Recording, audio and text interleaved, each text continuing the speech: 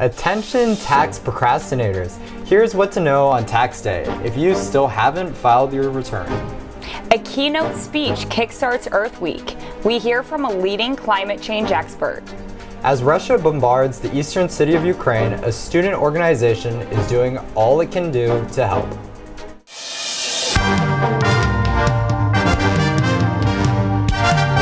Annenberg TV News is next. The deadline is closing in.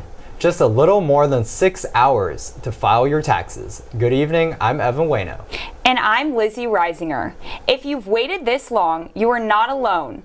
Our reporter, Mariah Hill, is at a post office in South Central LA, staying open late for tax filers. Today is the last day to file your taxes, unless you're filing for an extension. The thing is, these people behind me are not alone. 56% of people don't even know when the tax deadline is. And then California isn't the worst when it comes to procrastination. Coming in first place is Nevada, then Hawaii, next is Alaska, and coming in fifth place is California. The government actually prefers people to file online instead of waiting in line, which could take up a lot of time. And if you're getting a refund, you won't get it as fast. I'm pretty lost, but at the same time, I know this is how American tax system works, so I'm trying to adjust to it. And also, I think after experience it once, everything will come out better next time. So I was really rushed to do it, and this was my first time doing it by myself. It's easy to miss, a couple forms or a checkbox that you missed. So these little nitpicky things, you have to be careful and go slowly. If you're still preparing your taxes, here's what you need to know: your dependency status, what tax credits you'll be claiming, and what forms you need. If you're going to file for an extension, see if you can qualify for the free file program and pay as much as you can before the deadline to avoid penalties. If there's any student loan interest, they can take the deduction for that, but they have to be careful because if somebody else considers them a dependent, then those benefits would be limited. But if students win, like at a game show or a drawing or something like that, that's taxable income, and I think students don't always realize that. This post office is closing at 8 p.m., but if you're a procrastinator like me, you might want to head down to the LAX location, which opens until midnight. For Annenberg Media, I'm Mariah Hill. Back to you guys in the studio. LA City Attorney and mayoral candidate Mike Feuer is pushing for the release of fellow candidate Rick Caruso's tax returns. Feuer released his returns last month and says Caruso avoided paying taxes on his $100 million yacht. Caruso claims to have paid $1.6 million in taxes in the last 5 years, but he has refused to release his full tax returns. And the city of Lviv in eastern Ukraine has been a safe haven, but Lviv is now reporting its first casualties of the war. Political reporter Juliette Smith has updates on the war that has no end in sight.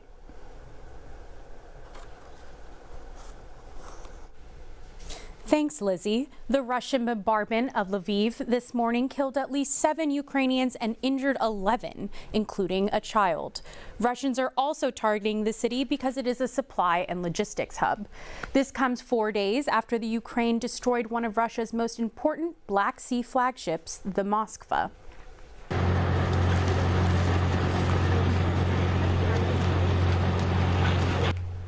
Ukrainian officials said Russian missiles struck 3 military targets and a tire fitting garage. The city is now home to more than 200,000 displaced Ukrainians. The U.S. State Department has called Russia's recent attacks on Ukraine a, quote, campaign of horror. A student group on campus is helping to get USC Keck School of Medicine supplies to victims of the war in Ukraine. The team of 14 students with the USC chapter of Blueprints for Pangea is partnering with an organization called Not Just Tourists to help ship the supplies.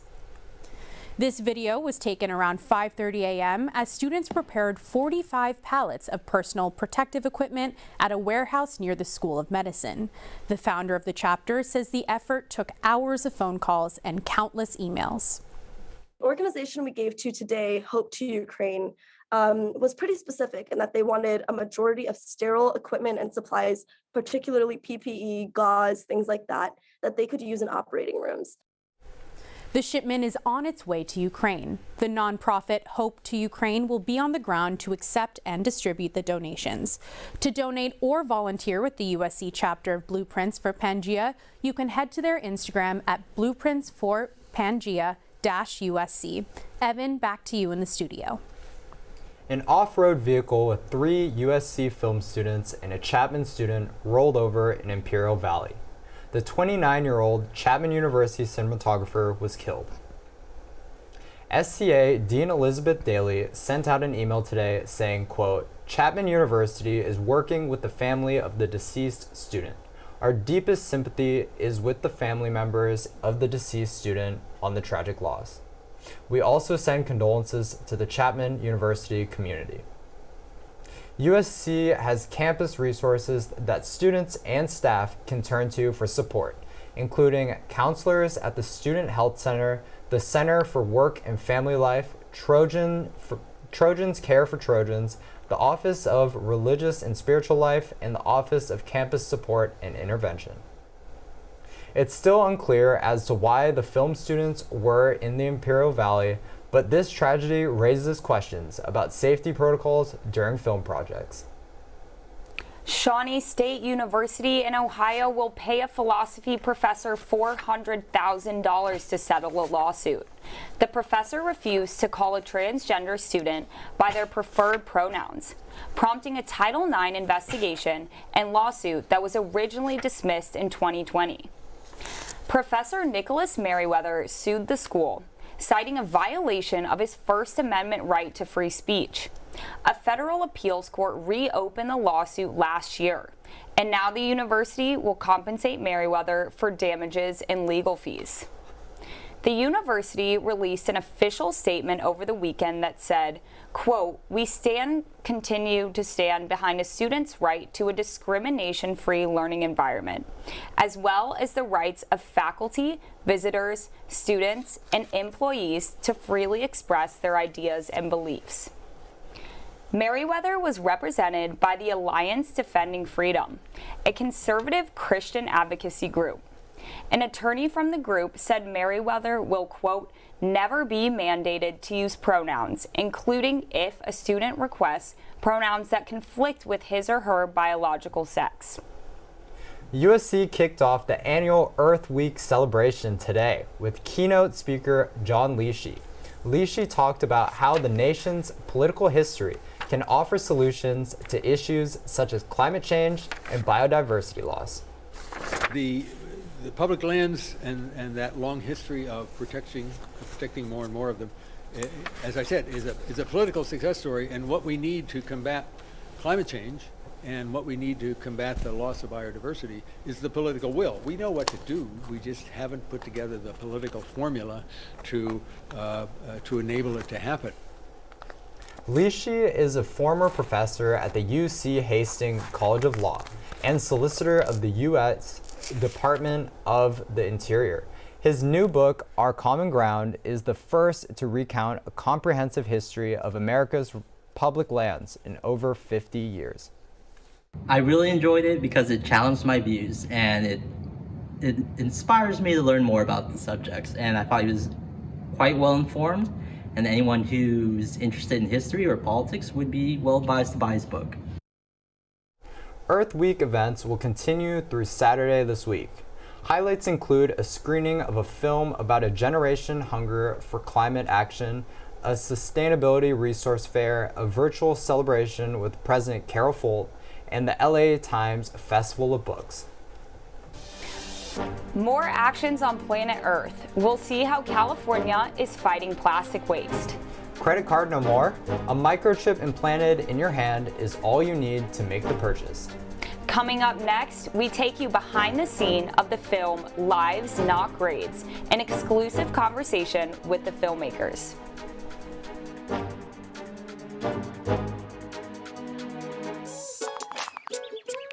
Worried your friend's struggling but don't know how to reach out? You could say how are you or get a fake tattoo. You could ask with an app if it works for you. You could write him a text or knit him a sweater. If you can't be together, you could write him a letter.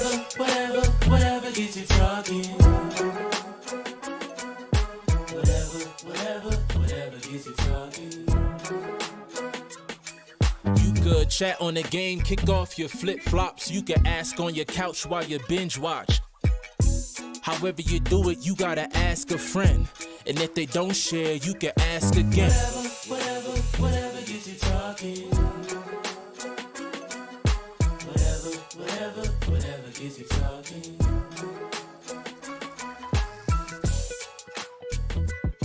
There are a lot of ways to reach out to a friend about their mental health. Learn how you can help at seizetheawkward.org.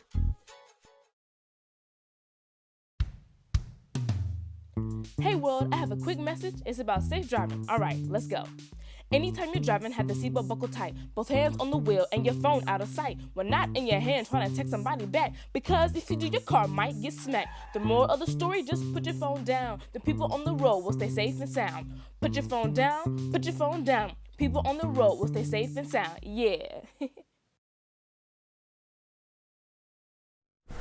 USC is starting off Earth Week with a special in-person screening of the documentary Lives Not Grades. The film was directed and produced by SCA alum Dan Johora and follows USC students as they travel to Europe's largest refugee camp, Moria. Is impacting people's lives for real, not writing papers. This is about people who desperately need help on the other side of the world, and we're not playing around. As a part of this year-long course, students develop and create innovations to improve sanitation, access to education and shelters, and overall security for asylum seekers. Johora and his co-producer Brad Cracchiola are here with us today to talk more about their film. Hi, Dan and Brad. Thank you so much for joining us today, and I'm super excited to talk about your film, Lives Not Grades. I think I want to start with just in terms of like students bringing something in a new perspective to the table. Why do you think it's so important to have this younger and fresh perspective? Yeah, I think, well, when people are looking at these massive global challenges that we have today, they don't look at students for the answers. They look at policymakers, they look at the experts, right? So you wouldn't immediately think to go and talk to a student. But sometimes, and what we've seen in our work, is that students actually have the right idea because they come with this whole hopeful perspective, and also just they look at the problem in new, fresh ways that typically people that have been entrenched in solving the problem for years and decades. Okay, great. And then Brad, in terms of product development, what's important for students to consider in these refugee situations? Well, with any product development process, the most important thing is to build something that is actually going to help the people who need it. So one of the most important things we do is we travel to the location to learn from the users and have them sort of help us co-create solutions or products. Not that we know better, they know really what's best and what they need. Awesome. Okay, and then finally, I think I'd love to hear why you both think this film is really important, given that there are nearly 5 million refugees fleeing from Ukraine right now. What do you have to say about this? Yeah, I think the story continues, really. It doesn't end with the refugee crisis in the Mediterranean. We've seen now that we have over 82 million people displaced worldwide. And with the Ukrainian refugee crisis, the number is about to increase. Unfortunately, in the 21st century, we're still dealing with these problems. Actually, we have kind of an interesting announcement to make. Our class for next semester will be focusing on the crisis in Ukraine. We're actually going to Romania, to the Ukrainian border there. Wow. And we will be bringing the class face to face with the realities of the new crisis. Yeah, and we're actually recruiting students now of all majors and disciplines for this next cohort to take on that challenge and see what we can do. Okay, very cool and exciting things to come. Well, thank you so much both for your time. We appreciate you having here. Thank you. The screening will start at 7 tonight in the Albert and Dana Broccoli Theater. Admission is free to all USC students, faculty, staff, and alumni, and will be followed by a Q&A with Juhora and other alumna. Science fiction has always imagined smaller, sleeker technology. Some companies are trying to make those technologies a reality. If you can implant a chip to locate a lost dog, why not implant a chip in humans to make shopping easier? Using near-field communication technology, the same chip found in many credit cards, users are able to pay with just a wave of a hand. That's because the chip is implanted in the hand. It's going to be an option to link your implant with multiple banks and multiple neobanks in Europe, which is a great benefit, especially for the customers in Europe who are really putting a lot of emphasis on their home currencies. The technology raises serious questions about privacy and security and safety. What are you willing to give up for the convenience of this sci-fi intervention? Justin, how's this week's weather looking? Well, Evan, it was really nice earlier.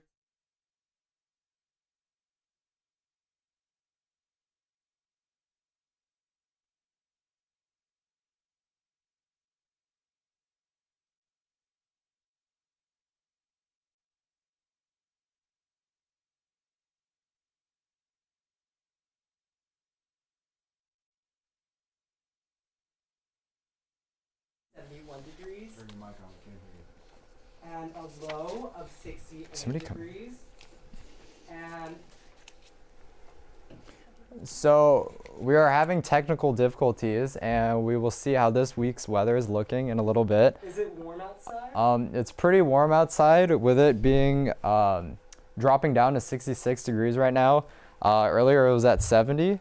But this week's looking pretty cool compared to last week. Okay, that sounds good, Evan. That's great. Anyways, our 5-day forecast. Let's just speed run through this. All right, so looking onwards to our 5-day forecast, we can expect to see a high of higher than 67, a high of 71 degrees on Tuesday, and then we see temperatures decline in the middle of the week, ending with a high of 73 on Saturday. And we're seeing a V-like situation, kind of like a sandwich, with our buns being our Tuesday and Saturday. And these are our hottest days in the low 70s, and they're encasing the cooler temperatures we see in the middle of the week. So Wednesday and Friday, lettuce and tomatoes, if you will. And then Thursday, because there is a 40% chance of rain, and because it is the coolest day of the week, it's our cold lunch meat. My personal favorite is ham. And that's all I have for weather, but that is not the last of me. The California Recycling and Plastic Pollution Reduction Act will be on the California ballot in November. This initiative seeks to reduce single-use plastic by 25% through requiring all single-use plastic packaging to be recyclable or compostable by 2030. The bill would require producers of plastic to pay for the cleanup of any plastic waste and impose a fee on all single-use plastic packaging. Currently, 50% of plastic waste is single-use plastic. Recyclable is a very vague term. A lot of things that even have the recycle sign on them aren't recyclable. So it's interesting. It would be interesting to see how strict these recycling rules are. For example, there's only specific types of plastic that can be recycled. For more information about plastic reduction in California, check out Californians Against Waste. Thanks, Justin. That weather sandwich sounds amazing right about now. Coming up on sports, USC basketball commit Aaliyah Gals has been hospitalized after a shooting at a Las Vegas house party. USC water polo took down the rival Bruins over the weekend, and women's basketball star Jordan Jenkins has transferred away from USC. We've got that and so much more coming up next on sports.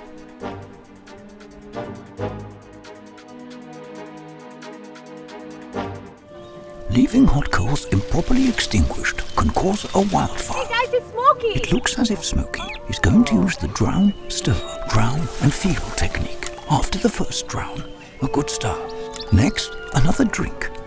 And finally, a close feel. Is it cool? Okay. Yeah. Hey, Smokey, catch! Oh, my bad, Smokey. Only you can prevent wildfires. When I was your age, I was just like you, fascinated by stars.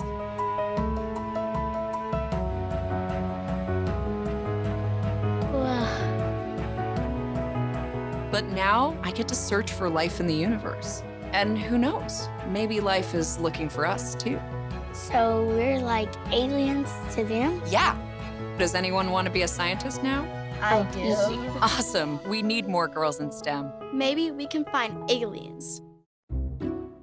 I'll never forget the day our landlord called and said, read your lease. No pets allowed. My owner tells him my dog ate the lease, but that didn't work. And now I'm stuck in a shelter. But this pit bull is ready for a new crib. I'm loving, loyal, and play well with others. So don't be intimidated by all my muscles, because the biggest one I have is my heart. That's right, I said it.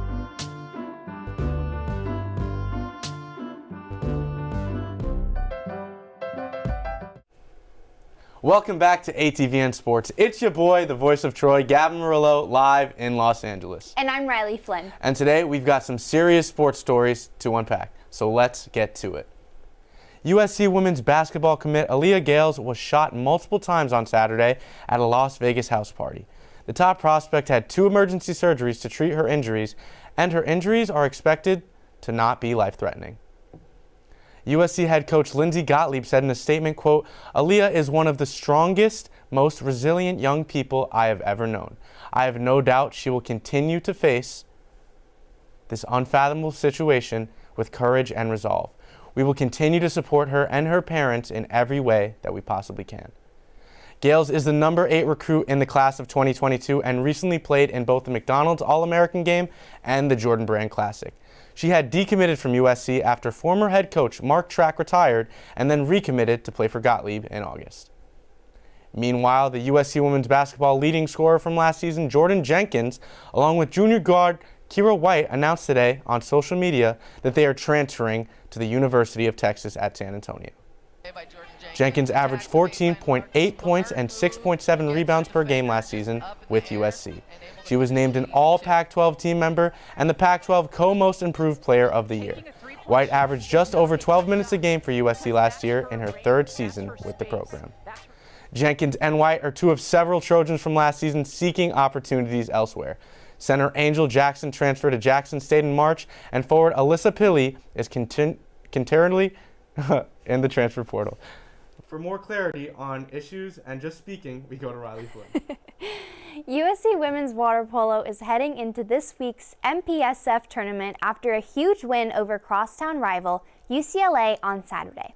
The Trojans won 9-7 and never let UCLA lead. 6 different Trojans scored as the team moved to 17-2 on the year. Here's redshirt junior driver Paige Hochschild on the win. Yeah, definitely. It was very physical. I feel like anytime we play UCLA or at our pool, it's always going to be physical, but that's why it's so fun. And it's always fun to have a physical game. It makes you love the sport even more. The tournament runs from Friday to Sunday at USC's Utangzu Aquatic Center. USC women's lacrosse is also bringing plenty of momentum into the upcoming weekend, fresh off a pair of road victories this past Friday and Sunday.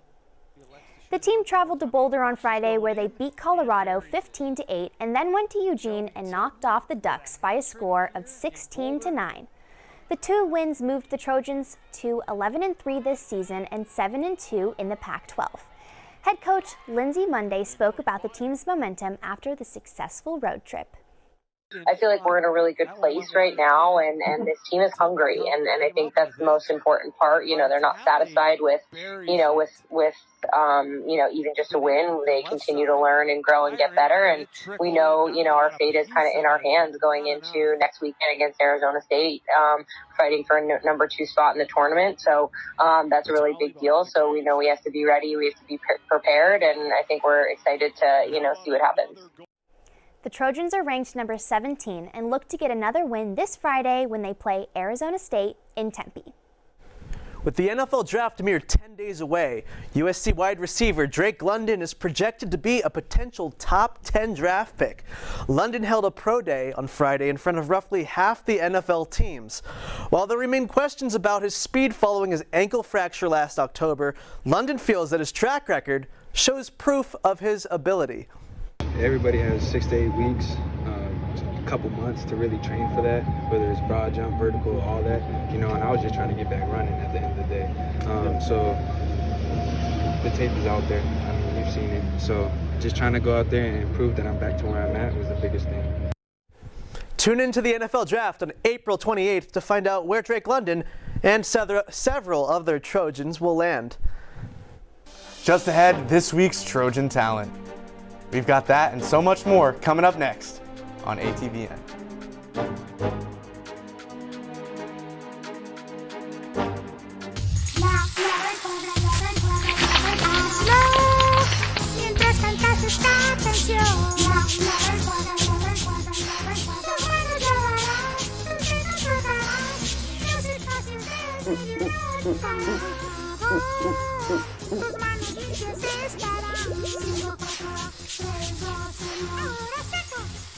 Lávate las manos por 20 segundos como Elmo. Hay algo especial acerca de este lugar. Se siente como un hogar, una sala debajo del cielo y los árboles. Rodeado de aire fresco y la naturaleza. Todo aquí para que lo disfrutemos y para que lo cuidemos. Tenemos la responsabilidad de cuidar de esta tierra que llamamos casa, de preservarla para las generaciones que vienen. Cada acción pequeña contribuye para un cambio mayor y cada uno de nosotros podemos hacer la diferencia. Hay algo especial acerca de este bosque. Es un lugar donde se hacen recuerdos y juntos podemos preservarla y protegerla.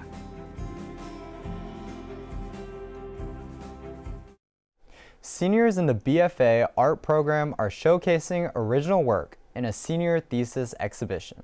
The gallery features pieces from 18 USC student artists that explore a wide range of themes. The exhibition, titled At What Cost, includes oil paintings, ceramics, crochet, audiovisual work, and other multimedia pieces. Storm Bookhard served as the chief of the exhibition in addition to contributing an original piece. Each artist and each work has a really dignified and specific. All right, a group of Viterbi students are using their civil engineering skills to build a better world. Trojan volunteers from Engineering Without Borders design sustainable infrastructure for rural communities around the globe. From San Bernardino to Guatemala, they have partnered with local nonprofits to address communities' basic needs. Project managers Enrique Perez and Neha Yadav lead the Malawi project. They hope to improve sanitation conditions by building 2 permanent latrines for the students at the Chitala School. One of the most important aspects of engineering is being able to help others with what you create. And at Engineers Without Borders, we have a huge focus on that.